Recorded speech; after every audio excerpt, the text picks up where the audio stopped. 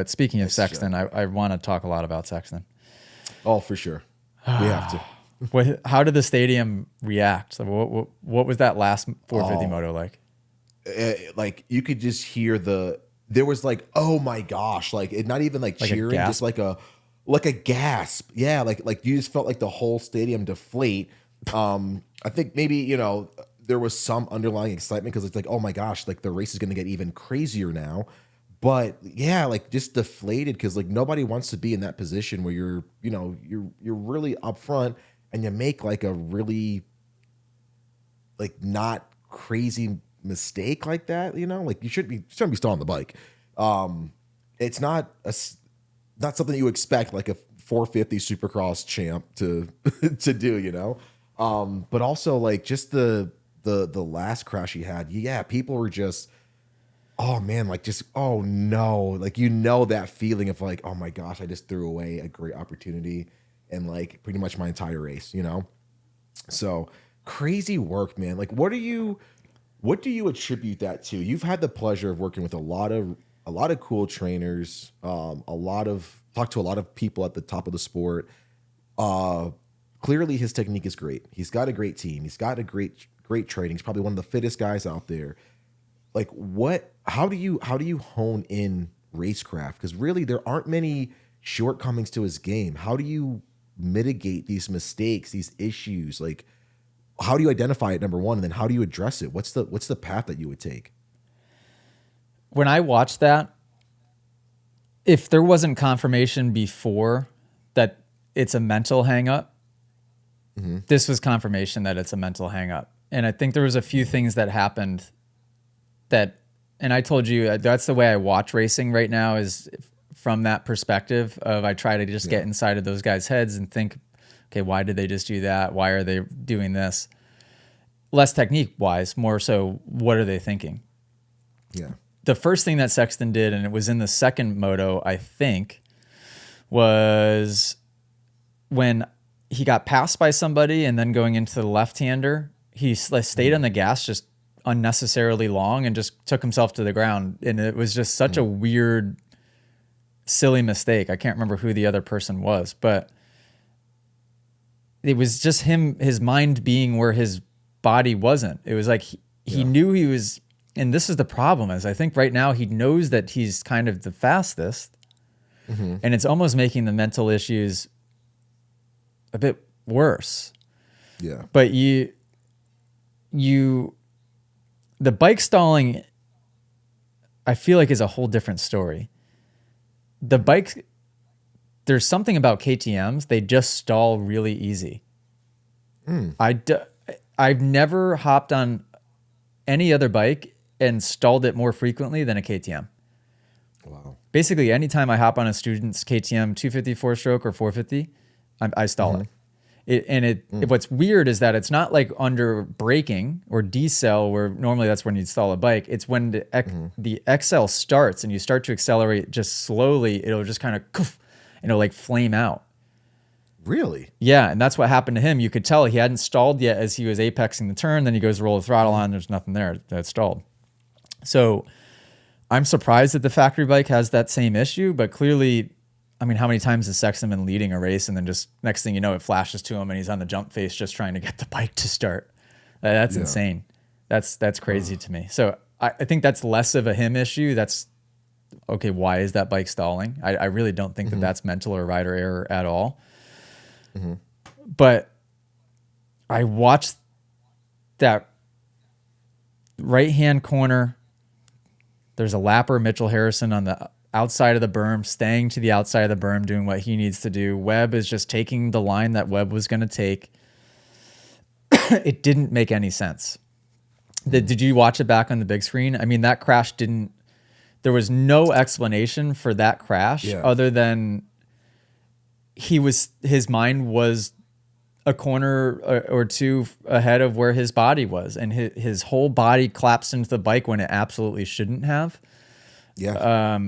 It's just a situation of not being present while out on the bike, right? And then I very closely listened to that interview after, because when on TV, so the race ends and it flashes to Sexton walks over and is like sitting by himself. Did you see that? Just on the backside of a berm, just head down, goggles off. Yep. And I just wish I could have been in his head then, but you could just tell. I mean, anybody kind of putting their head down like that, it seemed like a sulk as opposed to like a self-reflection. And then on the podium, the first thing that he said was that it was embarrassing. And that was kind of a bit of confirmation for me too, as well, where his head is at a little bit. Explain a little bit. So here, I'll reference this book quickly because there's a beautiful section that this book is so good. Inner Excellence by Jim Murphy. It is so good. It's such an easy read. It is impossible to be embarrassed if you are outside of your ego. If you've risen above your ego and you are unembarrassable, is what this book calls it. And I want to read the section for you because it's such a good section. Right here. The ego has certain needs, and when those needs aren't met, we get embarrassed, offended, or irritated. The ego says we need to always appear graceful, smart, and successful. Not embarrassed, respected, not offended, and comfortable, not irritated. That's why the 5 factors of the affluenza virus are so attractive, because they seem to increase how smart and successful we appear. We can look more beautiful, gain more respect, and be comfortable, or so the ego will tell us. When I think of self-mastery, I envision mastering the ego by becoming 3 things. 1, unembarrassable. To be completely humble and selfless, where nothing you or anyone else could say or do would embarrass you or reduce your sense of well-being. So as soon as he said embarrassed, I had literally just read this page like 20 minutes before that came on. So I opened it back up and I was like, man, that's so interesting. So it's the ego. And again, the ego, not a derogatory term in this sense, but it's being selfish and thinking of yourself, and it's being self-centered instead of being selfless and operating under a higher purpose. I think that this is so relevant to where Sexton is right now, and that he wants to win so bad and he's so critical of himself. You just see it, right? You hear it in the words that he says. You can just tell he wants to win, he expects to win, and he's critical of himself.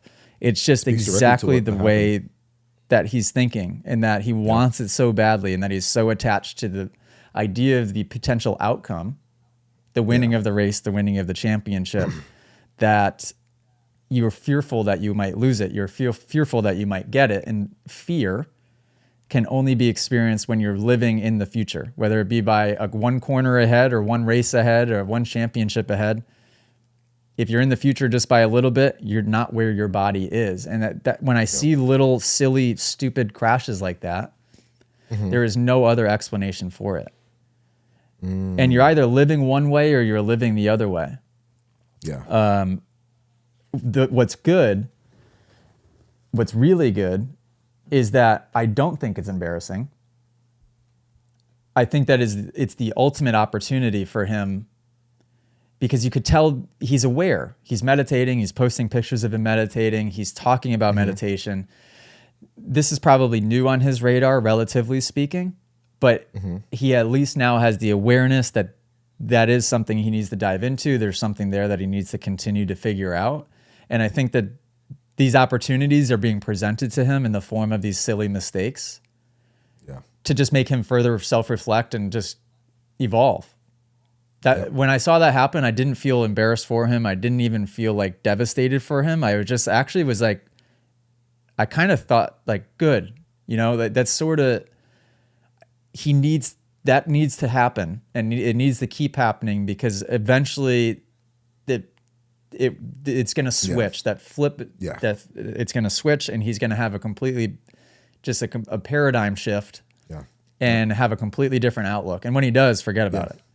If you guys enjoyed this podcast clip and you want to listen to full episodes, you can do so on Spotify and Apple Music. If you want to send in your own video submission, you can join us in the Moto Academy family inside of the Moto Academy app by just going to themotoacademy.com. That's also where you can sign up for a class. Okay, guys, see you next episode.